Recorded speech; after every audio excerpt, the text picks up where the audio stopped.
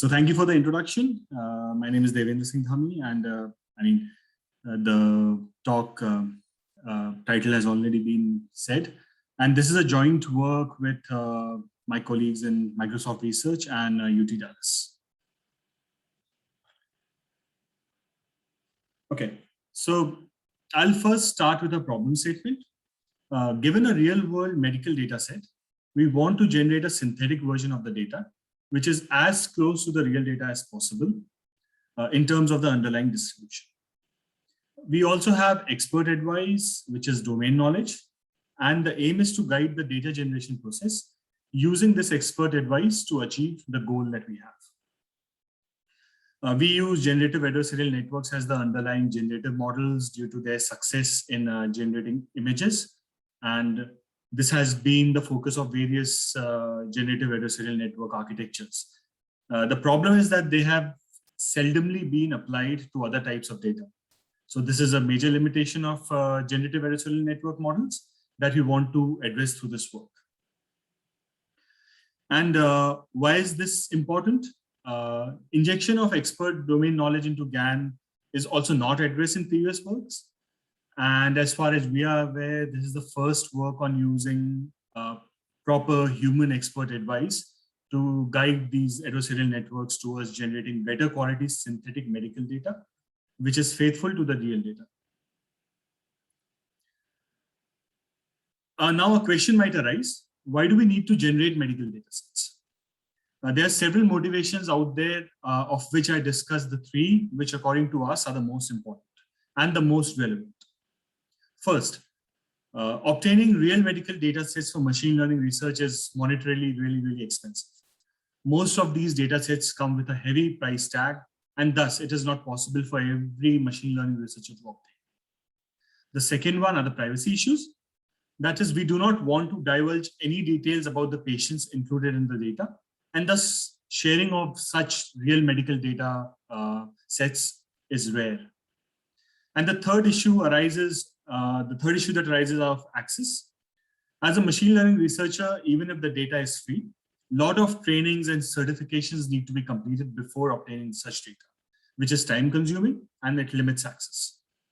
All of these said issues prevent free data sharing and severely limits the use of machine learning techniques on real world medical data sets. We now present a proposed architecture, which we call human-allied generative adversarial networks. So the idea is this: we initially train the underlying generative adversarial network architecture. So the advantage here is that we can use any adversarial network here, but we choose Vesitine's generative adversarial network because they are more robust while training. So we initially train this underlying GAN architecture for a specified number of iterations, say n. After these n iterations, we apply the expert advice to the generated data, as you can see here, which is called the correlation advice. The type of advice used is correlation advice, where we either increase or decrease the correlations between the generated features, and then generate a new data set which faithfully captures the expert advice. We then pass the newly generated data to the discriminator, and this process is repeated every n iterations. Advice representation. And this is, I think, one of the most important parts, because having an advice represented nicely for a human to understand is very important, and even a machine to understand.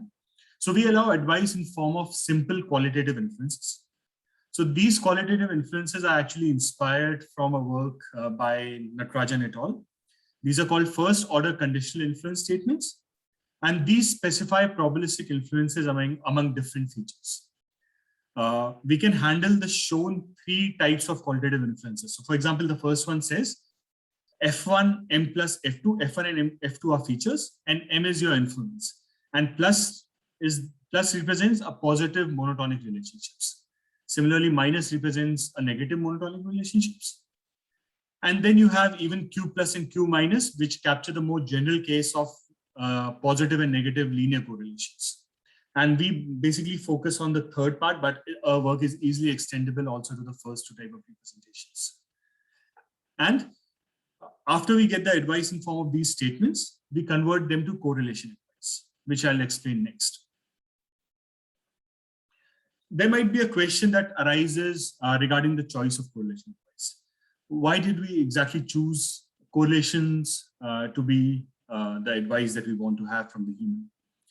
So the idea is simple, that capturing relationships in healthcare data is important. And generally, when you have real data sets at hand and you just run simple machine learning algorithms, these relationships are not captured properly.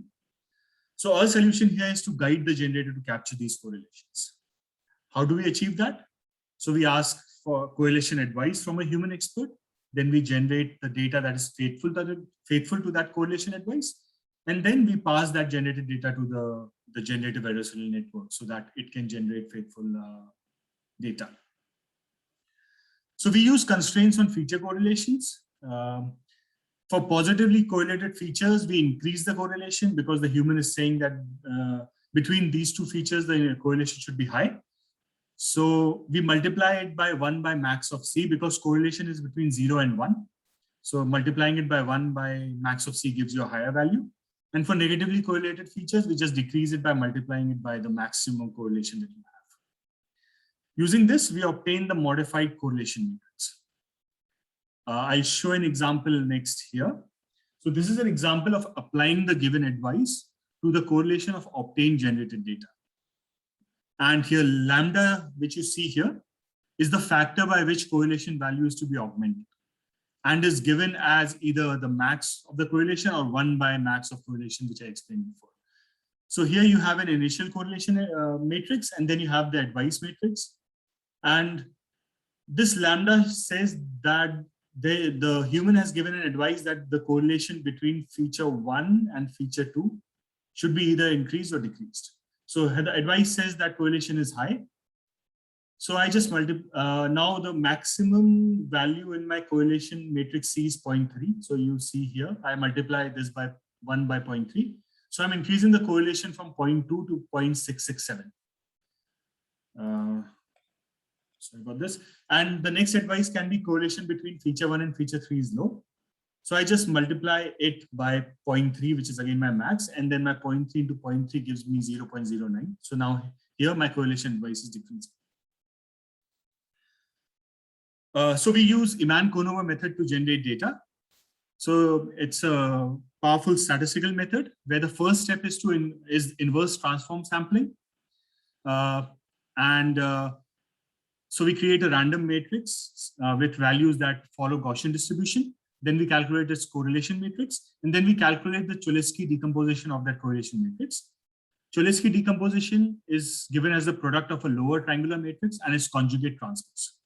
After calculating that, we calculate a Cholesky decomposition of the previously obtained correlation matrix. And then we just rank the generated data and then rearrange that so that it has the same ordering as what is required.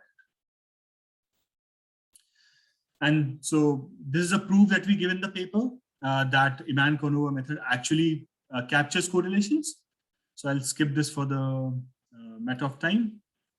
And given a correlation matrix, which is C hat, of size n cross n obtained after advice, what we want to do is we also want to introduce privacy in HAGAN. So I told you before that privacy is one of the major issues why sharing of real medical data sets is difficult. So even when you generate synthetic data, you should take care of obtaining privacy there.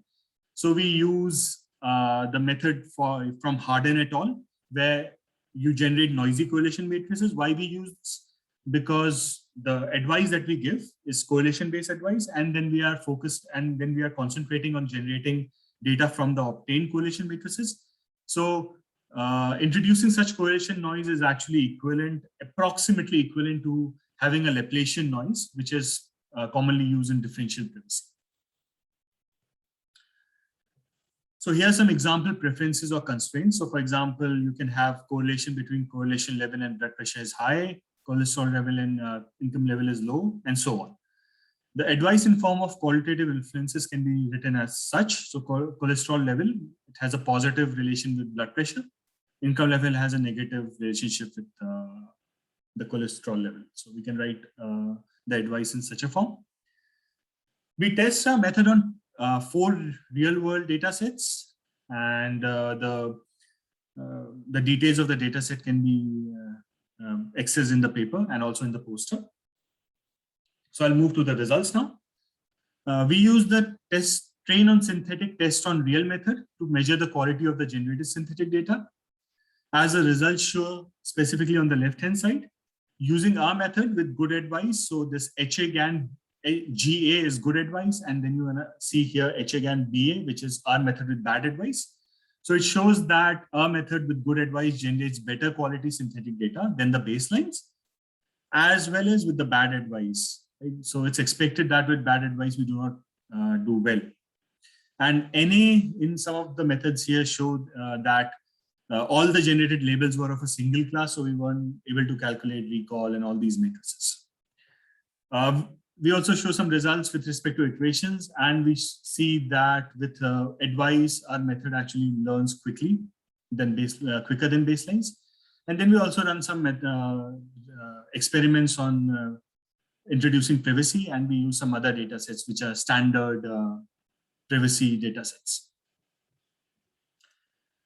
The premise of our work is based on the observation that simple GAN architectures cannot capture the hidden relationships in the medical data sets. And this can lead to the generation of poor quality synthetic data. So here we show some examples where we use canonical correlation analysis, which obtains linear combination of data set features with maximum correlations. The figures for nephrotic syndrome and the Parkinson's show a distribution plot of the first principal component obtained by the canonical correlation analysis on the considered real data sets and the obtained synthetic data sets. Sorry.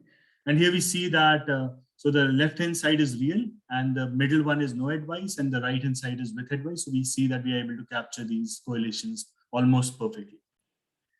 Thank you. At the end, I'd like to thank all the reviewers whose feedback made this paper better and our funding agencies. And I'm happy to take any questions. Thank you.